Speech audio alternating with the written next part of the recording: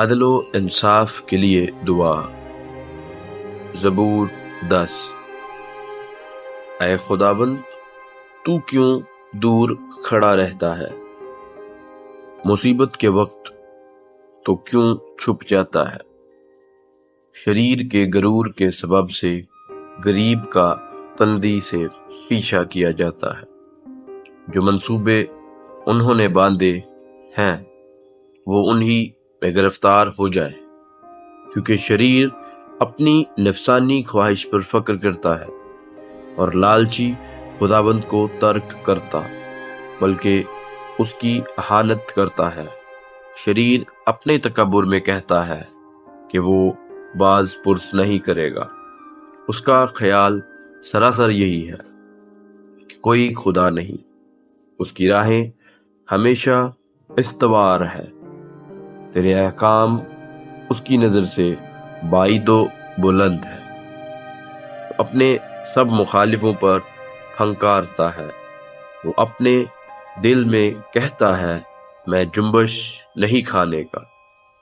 پشت در پشت مجھ پر کبھی مصیبت نہ آئے گی۔ اس کا منہ لعنت اور دغا اور ظلم سے پر ہے۔ وہ دیہات کی کمین گاہوں میں بیٹھتا ہے۔ وہ پوشیدہ مقاموں میں بے گناہ کو قتل کرتا ہے۔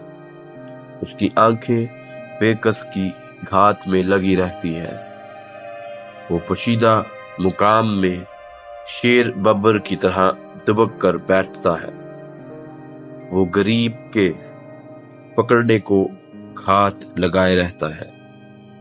وہ غریب کو اپنے جال میں پھنسا کر پکڑ لیتا ہے۔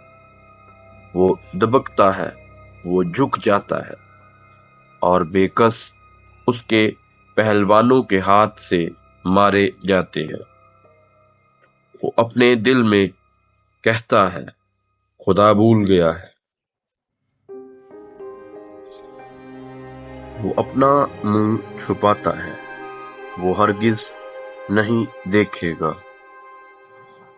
اٹھ اے خداوند، اے خدا، اپنا ہاتھ بلند کر، غریبوں کو نہ بھول۔ شریر کس لیے خدا کی اہانت کرتا ہے اور اپنے دل میں کہتا ہے کہ تو باز پرس نہ کرے گا۔ تو نے دیکھ لیا ہے، کیونکہ تو شرارت اور بغض دیکھتا ہے، تاکہ اپنے ہاتھ سے بدلہ دے۔ بے کس اپنے آپ کو تیرے سپرد کرتا ہے، تو ہی یتیم کا مددگار رہا ہے۔ شریر کا بازو توڑ دے اور بدکار کی شرارت کو جب تک نابود نہ ہو ڈھونڈ ڈھونڈ کر نکال۔ خداوند عبدال آباد بادشاہ ہے، قومیں اس کے ملک میں سے نابود ہو گئی۔ اے خداوند، تو نے حلیموں کا مدعا سن لیا ہے۔ تو ان کے دل کو تیار کرے گا۔